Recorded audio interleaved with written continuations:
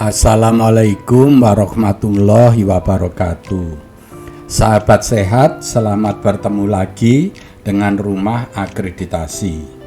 Rumah Akreditasi adalah rumah tempat kita belajar, bertanya, dan berdiskusi masalah akreditasi.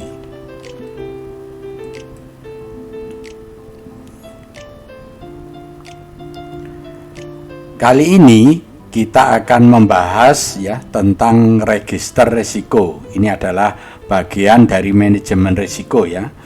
Jadi register risiko ini perlu dibuat dalam rangka melaksanakan program manajemen risiko ya. Tutorial ini akan dipandu bersama Dr. Yanto, Surveyor FKTP.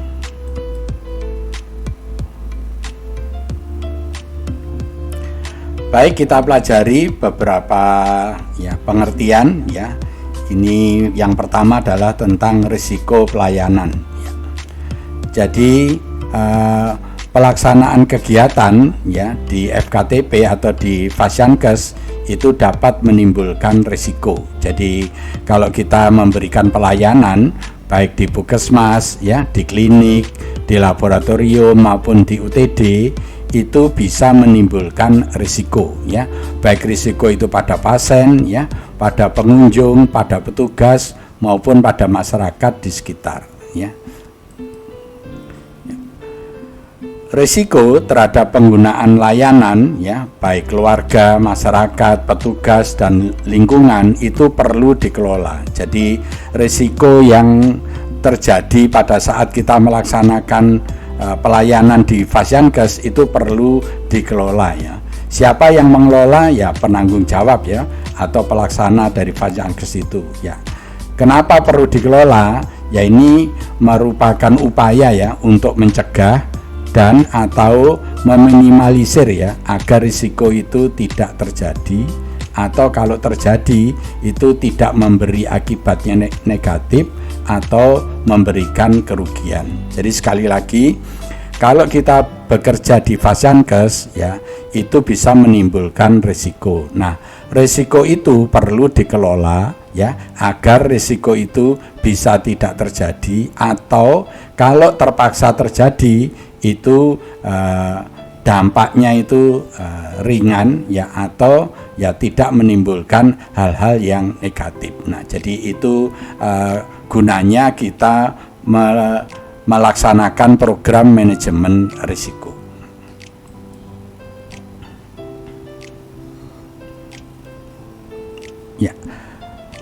Semua risiko di Fasiankes itu perlu diidentifikasi Jadi identifikasi risiko terhadap kejadian atau terhadap insiden yang sudah terjadi itu didokumentasikan dalam register risiko. Jadi sekali lagi, kalau ada insiden yang sudah terjadi, insiden itu perlu didokumentasikan di register risiko Sedangkan risiko yang belum terjadi dan berpotensi menimbulkan kejadian, maka insiden itu didokumentasikan pada identifikasi daftar potensi risiko. Jadi ini tolong perlu diperhatikan. Jadi sekali lagi, kalau insiden yang sudah terjadi didokumentasikan di register risiko, sedangkan kalau insiden yang belum terjadi tetapi berpotensi untuk terjadi itu perlu didokumentasikan pada identifikasi daftar potensi risiko Ini perbedaan dari register risiko dan identifikasi daftar potensi risiko.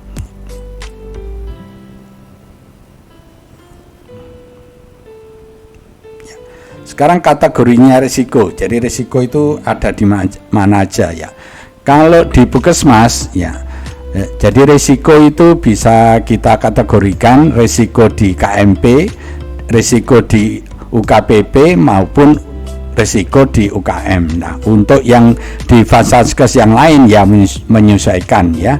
Jadi mungkin bisa risiko itu risiko di pelayanan, bisa risiko di administrasi, bisa risiko di keuangan dan seterusnya ya. Tapi kalau yang di Puskesmas risiko ini ya yang berhubungan dengan KMP ya, UKPP dan UKM. Register risiko dan identifikasi daftar potensi risiko harus dibuat sebagai dasar menyusun program manajemen risiko. Jadi Bapak Ibu kalau mau menjalankan program manajemen risiko harus membuat yang namanya register risiko dan identifikasi daftar potensi risiko yang sudah kita jelaskan di slide sebelumnya ya. Jadi program manajemen risiko ini akan membantu Vasankes untuk mengenal, untuk mewaspadai kemungkinan risiko akibatnya terhadap sasaran, pengguna, keluarga, masyarakat, petugas, lingkungan. Ya, jadi maksudnya kalau risiko-risiko itu sudah diidentifikasi, nah maka kalau kita mau menjalankan program manajemen risiko ya. Risiko-risiko ini perlu dikelola ya, agar sekali lagi tidak menimbulkan kerugian ya, baik itu terhadap keluarga, terhadap pengguna layanan, kepada masyarakat, pada petugas, pada lingkungan ya. Jadi ini gunanya sekali lagi kalau kita menerapkan program manajemen risiko.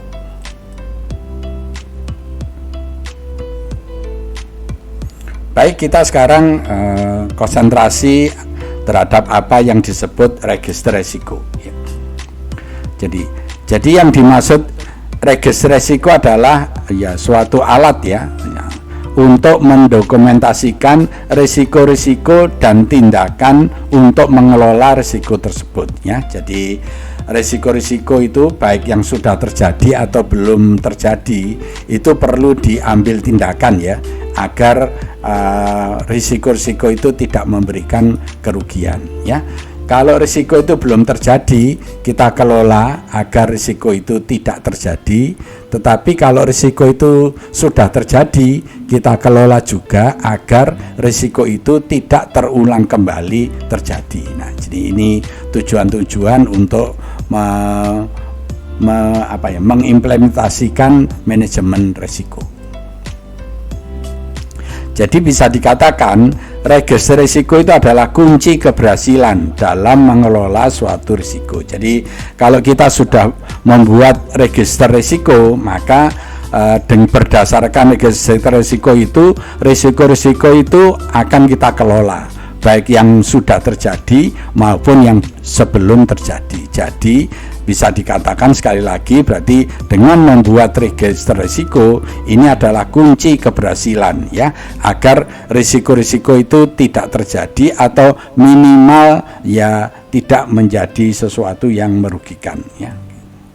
Nah, risiko-risiko yang telah diidentifikasi dicatat dan disusun tindakannya untuk mengelola risiko. Jadi berdasarkan register risiko tadi, ya maka risiko itu akan kita kelola sehingga risiko-risiko itu tidak menimbulkan kerugian. Ya, ini gunanya kita membuat register risiko. Ya.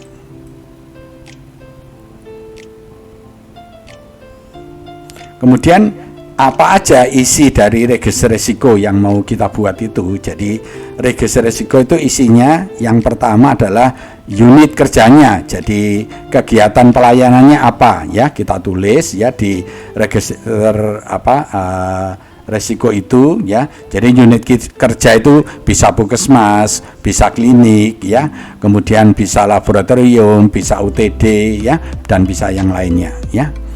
Kemudian isinya adalah risiko-risiko yang pernah terjadi. Jadi risiko-risiko yang pernah terjadi itu perlu dimasukkan dalam register risiko, dicatat ya, didokumentasikan ya. Kemudian tingkat risiko juga perlu dihitung. Jadi cara menghitung tingkat risiko yaitu dengan ya menghitung ya dampaknya, dampak risikonya, dan kemungkinan terjadinya. Jadi kalau ada suatu insiden itu perlu dilihat atau dihitung tingkat risikonya. Nah, untuk menghitung tingkat risikonya ini adalah dengan menghitung dampaknya dan menghitung probabilitasnya atau kemungkinannya, kemudian dikalikan, ya.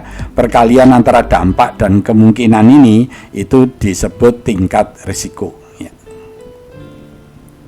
Kemudian perlu dicatat juga setelah itu adalah penyebab terjadinya insiden itu. Jadi insiden itu bisa terjadi, penyebabnya apa, itu perlu dicatat juga. Kemudian berikutnya adalah apa akibat ya jika insiden itu terjadi. Jadi yang terkena atau yang terpapar insiden itu mendapatkan dampak apa, itu juga perlu dicatat dalam register risiko. Kemudian juga perlu dicatat upaya-upaya apa yang pernah dilakukan. Jadi untuk menangani risiko yang pernah terjadi itu telah dilakukan upaya-upaya apa yang pernah dilakukan, itu juga perlu dicatat di register risiko. Kemudian pernah atau telah dilakukan pencegahan apa ya agar risiko itu tidak terjadi lagi. Jadi sekali lagi, kalau ada risiko ya yang terjadi itu perlu ditulis risiko itu terjadi di mana ya. Nah, risiko-risiko yang pernah terjadi itu perlu dicatat, kemudian dihitung tingkat risikonya, kemudian dicari penyebabnya ya, penyebabnya itu apa, mencari penyebabnya nanti bisa menggunakan fishbone diagram, kemudian yang terpapar itu akibatnya apa, kemudian upaya-upaya apa yang telah dilakukan untuk penanganan, dan upaya-upaya apa yang pernah dilakukan untuk pencegahannya. Ini perlu di Bapak Ibu tulis di dalam register risiko. Kemudian yang ke-8 adalah penanggung jawabnya ya, dan yang ke-9 adalah pelaporan. Jadi ini isinya register risiko itu nomor 1 sampai nomor 9 ya.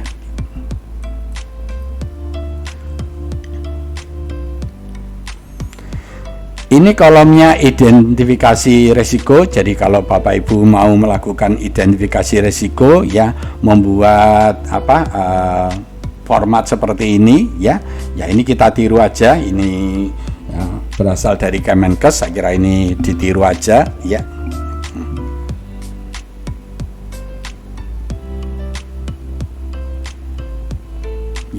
Jadi isinya dari identifikasi risiko ini ya, ini tentang pelayanannya ya. Pelayanannya ditulis, misalnya ini diberi contoh adalah pelayanan di laboratorium. Jadi unit kerjanya ini di laboratorium. Kemudian risiko yang mungkin terjadi. Nah, ini diberi contoh, ini bagi pasiennya itu misalnya spesimennya tertukar itu ya, itu. Kemudian salah spesimen ya, boleh juga. Bagi petugasnya kemudian terpapar reagensia yang korosif ya. Kemudian tertular oleh penyakit-penyakit atau infeksi yang ada di sampelnya itu ya. Kemudian bagi lingkungannya misalnya limbah lab yang infeksius dan seterusnya. Ini adalah risiko-risiko yang mungkin terjadi, itu bisa ditulis di sini ya. Kemudian risiko-risiko itu perlu ditetapkan ya, atau dinilai tentang severity-nya. Severity itu dampaknya. Jadi kalau ada risiko, dampaknya itu apa perlu ditulis di sini ya. Memberi nilai ini kita beri range angka 1 sampai 5. Kemudian juga probability-nya itu kita isi di sini. Kemungkinannya itu juga diberi range angka 1 sampai angka 5. Kemudian juga derajat risiko ya, derajat risiko nanti perkalian antara ini ya, severity dan probability itu ini menemukan namanya derajat risiko, bisa sangat tinggi, bisa sedang, dan bisa rendah ya. Kemudian setelah itu kita isi juga penyebab terjadinya risiko. Nah, penyebabnya apa kita tulis di sini. Nah, untuk mencari penyebab Bapak Ibu bisa menggunakan fishbone diagram ya. Kemudian akibat ya, dampak, jadi dampak dari risiko itu apa ya, itu ditulis di sini. Kemudian risiko itu bisa dicegah dengan apa, ditulis di sini. Kemudian upaya-upaya apa untuk penanganan jika terkena risiko ditulis di sini. Kemudian juga ditulis kesiapan Fasiankes untuk menanggapi risiko. Kemudian ditulis penanggung jawabnya siapa di sini. Kemudian dilakukan pelaporan jika terjadi insiden, ya. Nah, jadi alangkah baiknya format ini diisi aja. Ini sebagai bukti bahwa Bapak Ibu telah melakukan identifikasi risiko menggunakan format seperti ini, ya. Kita lihat slide berikutnya.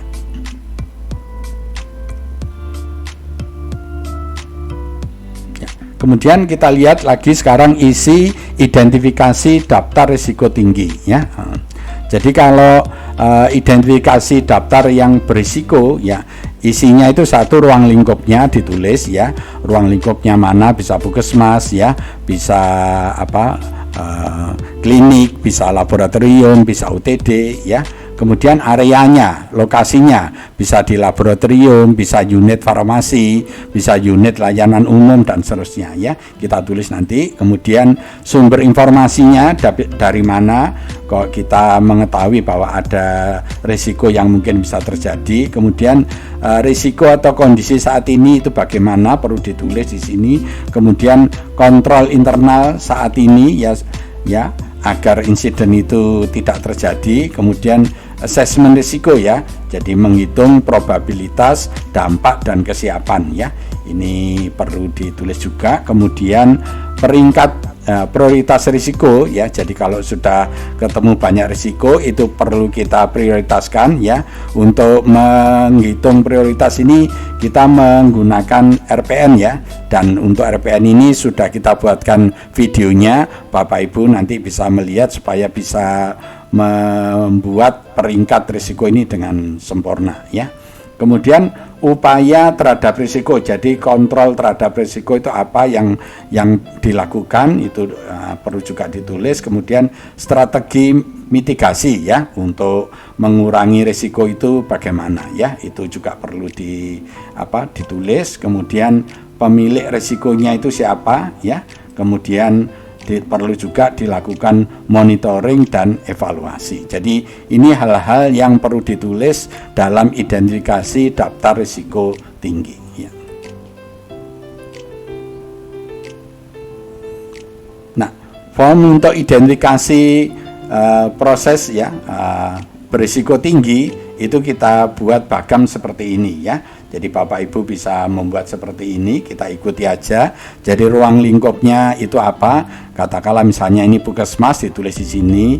Areanya apa? Misalnya unit farmasi, itu kita tulis di sini.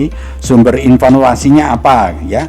Nah, kita mendapatkan sumber informasi dari mana? Katakanlah dari monitoring, gitu, ya, misalnya, ya, sumber informasinya. Kemudian risiko atau kondisi saat ini, ya, kondisi atau risiko kondisi saat ini apa? Misalnya proses pemberian obat pada pasien, ya. Kontrol internal yang ada saat ini apa, ya? Misalnya adanya SOP dan sebagainya. Kemudian dilakukan assessment. Jadi assessmentnya itu perkalian antara probabilitas, dampak dan kesiapan. Kemudian kita total. Nah, totalnya ini merupakan total RPN, ya. Jadi risiko itu ada angkanya. Nah, ini kita tulis di sini. Kemudian peringkat prioritas, jadi nanti setelah dikalikan antara probabilitas, dampak dan kesiapan itu ketemu total. Kemudian totalnya ini yang paling tinggi itu menjadi peringkat nomor 1 dan seterusnya. Nanti ditulis di sini setelah total nilai ini ada. Jadi setelah total ini ada, yang nilai paling tinggi nomor 1, kemudian 2, 3 dan seterusnya. Kemudian upaya untuk pencegahannya apa, ya, jadi kontrol risikonya itu apa yang dilakukan itu ditulis di sini. Kemudian pembiayaannya berapa ditulis di sini. Kemudian strategi mitigasinya apa yang dipilih. Kemudian pemilik risikonya siapa ditulis di sini. Kemudian juga perlu dilakukan monitoring dan evaluasi, ya. Jadi monitoring dan evaluasinya ditulis di sini, ya, assessment-nya dan waktunya. Nah, ini adalah upaya untuk mencegah supaya kejadian itu tidak terjadi. Nah, kita sudah mempunyai tool yang namanya FMEA. Jadi Bapak Ibu nanti bisa melihat di video yang sudah saya buatkan tentang cara melaksanakan FMEA. Jadi FMEA itu kita gunakan untuk mengelola risiko yang belum terjadi ya. Itu ada 8 langkah. Jadi nanti Bapak Ibu bisa melihat ya tentang langkah-langkah FMEA sehingga Bapak Ibu nanti bisa mengelola risiko ini dengan baik ya.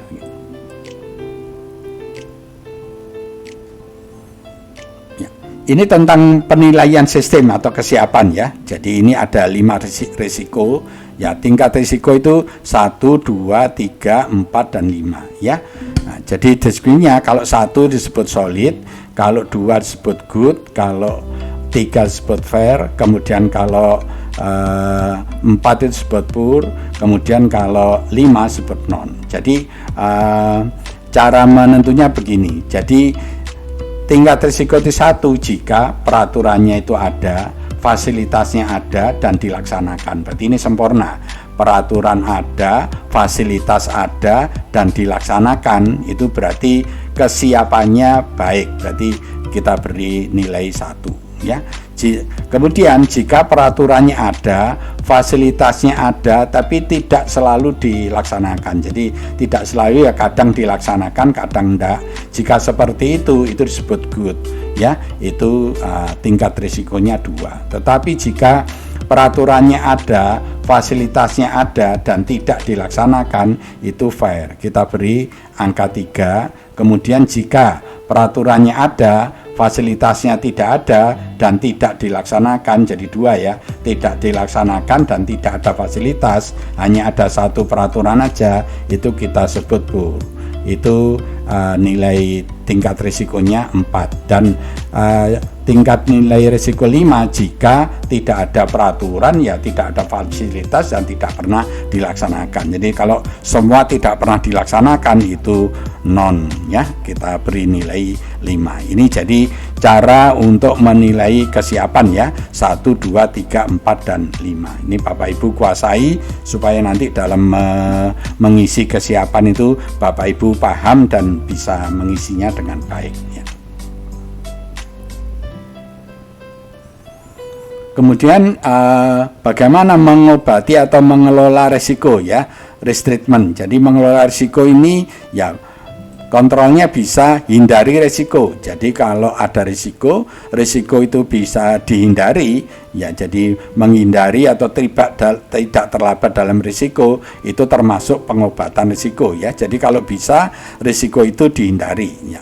Kemudian kalau berikutnya, kalau bisa ya mencegah kerugian ya, mencegah kerugian itu bisa dikatakan mereduksi atau mengeliminasi potensial kerugian. Jadi risiko itu ya sebelum terjadi kita upayakan supaya kerugiannya itu bisa kita cegah itu ya. Kemudian bisa juga reduksi kerugian. Kalau bedanya, kalau ini kerugian supaya tidak terjadi, kalau ini kerugiannya supaya direduksi, artinya dikurangi. Jadi mitigasi dampak saat pertama kejadian dan reduksi kerugian selanjutnya. Jadi yang nomor 3 ini kejadiannya sudah ada tetapi kerugiannya bisa dikurangi. Kalau nomor 2 ini kerugiannya itu bisa dicegah. Kemudian nomor 4 dilakukan segregasi, yaitu supaya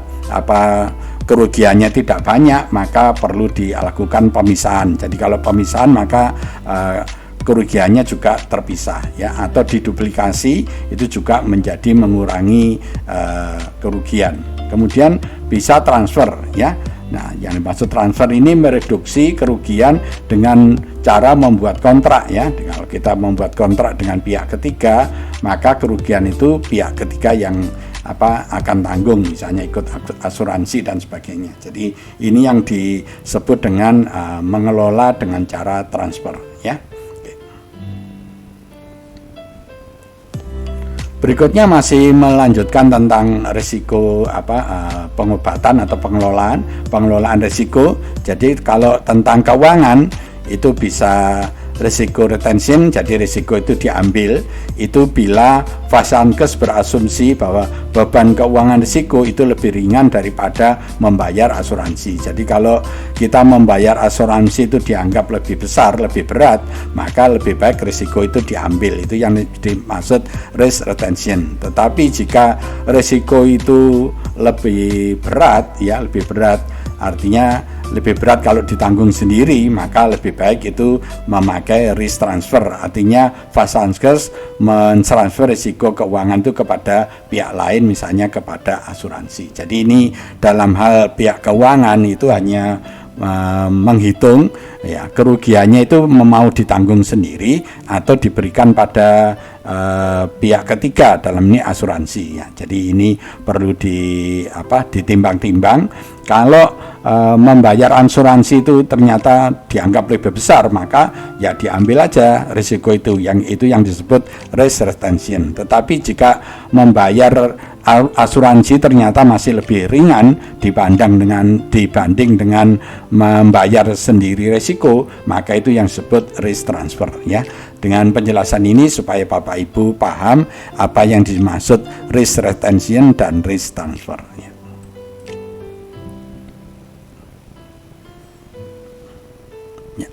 Bapak Ibu sekalian, ya dalam pendekatan manajemen risiko ya. Jadi risiko itu ada dua ya seperti Bapak Ibu tadi sudah saya jelaskan ya. Risiko itu bisa yang sudah terjadi, bisa risiko yang belum terjadi ya. Kalau risiko itu belum terjadi kemudian kita kelola, itu namanya proaktif.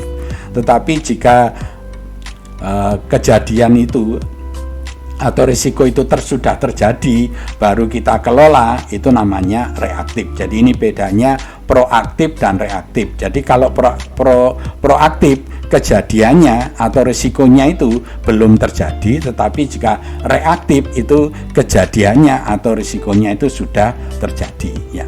Kita pelajari lebih lanjut ya.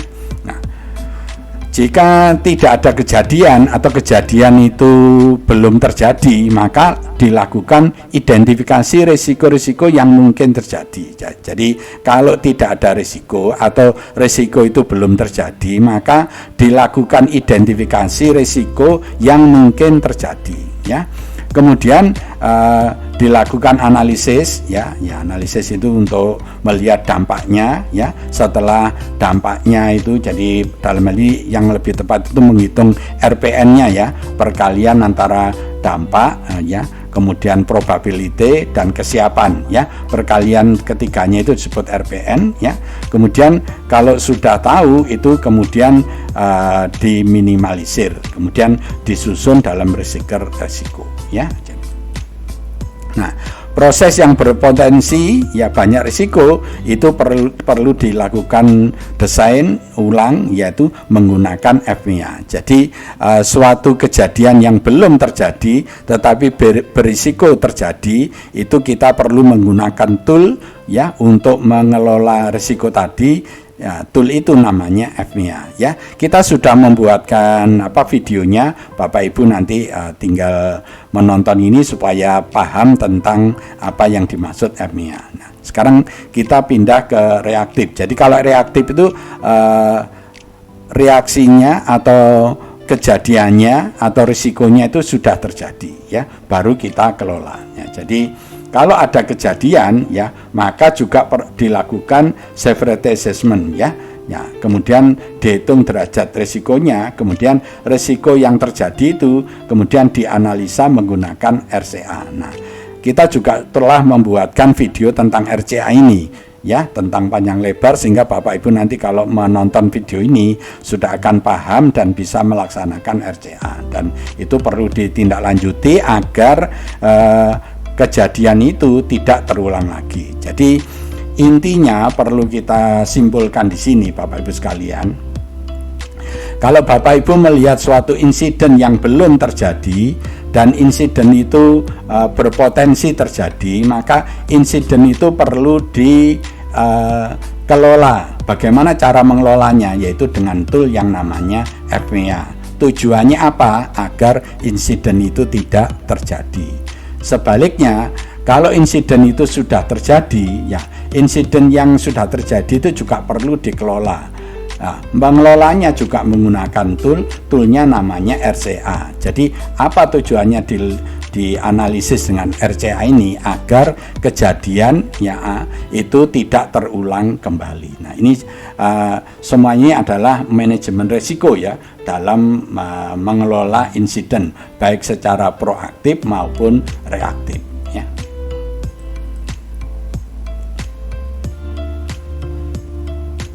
Bapak Ibu sekalian, ya sekali lagi, jadi risiko itu ada proaktif dan reaktif. Untuk yang proaktif, ya itu dikelola dengan namanya FMEA. Kita sudah membuatkan videonya, ya nanti dicari ya. Jadi ini ada video di rumah akreditasi tentang FMEA yang judulnya ini ada 8 langkah. Tolong Bapak Ibu kuasai langkah demi langkah sehingga Bapak Ibu bisa melaksanakan FMEA ini dengan baik. Kalau Bapak Ibu sudah bisa melaksanakan FMEA ini dengan baik, berarti Bapak Ibu juga bisa melaksanakan manajemen risiko untuk jenis yang proaktifnya.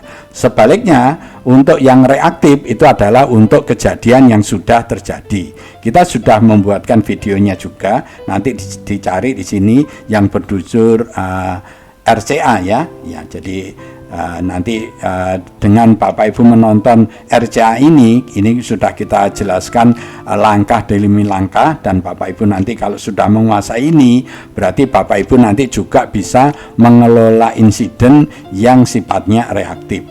Dengan Bapak Ibu menguasai insiden yang baik proaktif maupun reaktif, Bapak Ibu berarti sudah bisa melaksanakan manajemen risiko di Vaskesnya masing-masing ya. Nanti kalau ada yang kurang jelas silahkan Bapak Ibu menulis di komen ya, nanti akan kita jelaskan. Tapi saya sarankan setelah ini Bapak Ibu menonton 2 video ini baik yang FMEA maupun RCA. Terima kasih telah menonton video ini ya. Jika video ini Bapak Ibu anggap baik, jangan lupa beri kami like dan jangan lupa Bapak Ibu untuk subscribe ya, sehingga Bapak Ibu tidak ketinggalan kalau kami upload video-video yang baru. Dan jangan lupa ya, kalau ada sesuatu yang kurang jelas menulis di komen ya. Juga Bapak Ibu kalau ingin dibuatkan video-video apa yang sesuai dengan keinginan Bapak Ibu, silahkan menulis di komen. Dan yang terakhir saya mohon bantuannya untuk share video ini kepada saudara kita yang lain, agar saudara-saudara kita yang lain ikut bisa menikmati video ini dan agar video ini bermanfaat bagi saudara yang lain ya. Lebih kurangnya saya mohon maaf ya. Mari kita akhiri tutorial kali ini dengan baca hamdalah. Alhamdulillahirabbil alamin. Wassalamualaikum warahmatullahi wabarakatuh.